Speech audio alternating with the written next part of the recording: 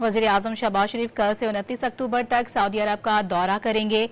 दफ्तर खारजा के मुताबिक सऊदी वली अहद शहजादा मोहम्मद बिन सलमान की दावत पर वज़ीर आज़म रियाज जाएंगे।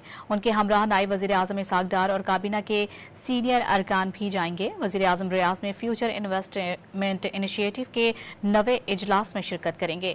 इस मौके पर वज़ीर आज़म दीगर आलमी रहनुमाओं और बैनुल अक़वामी तंजीमों के सरबराहान से भी मुलाकात करेंगे। वज़ीर आज़म शहबाज शरीफ कल से 29 अक्टूबर तक सऊदी अरब का दौरा करेंगे। दफ्तर खारजा के मुताबिक सऊदी वली अहद शहजादा मोहम्मद बिन सलमान की दावत पर वज़ीर आज़म रियाज जाएंगे।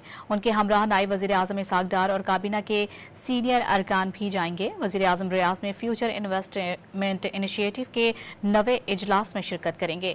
इस मौके पर वज़ीर आज़म दीगर आलमी रहनुमाओं और बैनुल अक़वामी तंजीमों के सरबराहान से भी मुलाकात करेंगे।